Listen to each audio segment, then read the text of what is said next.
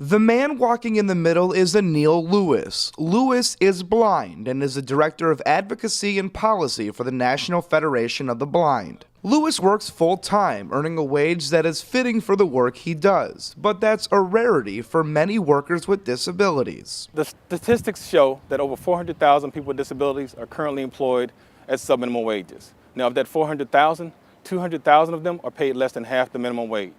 100,000 of them are paid less than $1 an hour. But while Lewis is upset over this issue, the practice has been perfectly legal since 1938. The Fair Labor Standards Act, specifically Section 14C, allows employers to pay workers with disabilities below the minimum wage as long as they obtain special permission from the Federal Labor Department. Currently, a Senate committee is working on two bills that would continue to allow companies to pay workers with disabilities less than the minimum wage.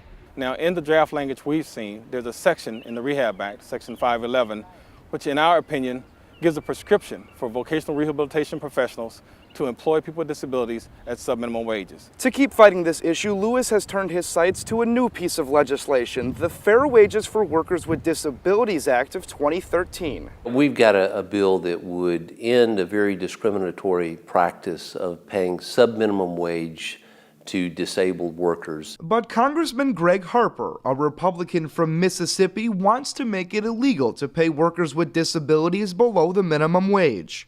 Thank you very, very much. Earlier this month, Vice President Joe Biden renewed the Obama administration's push for an increase in the federal minimum wage from $7.25 an hour to $9 an hour, but he made no mention of outlawing the sub-minimum wages paid to workers with disabilities. At this point in time, in 2013, this is something that a modern society should not be a part of. Proponents of Section 14C, like Access, a company that works to enhance employment opportunities for people with disabilities, said in a statement to the Washington Examiner, Section 14C provides job opportunities for hundreds of thousands of people with significant disabilities nationwide. These people otherwise might not be a part of the workforce, even with reasonable accommodations called for by the Americans with Disabilities Act. You know, everybody wants to have the opportunity to succeed, and a person with special needs is just like us. Don't take care of us. Give us a lift up so that we can be right with you and being a part of what makes this country great. For WashingtonExaminer.com, I'm Steve Doty.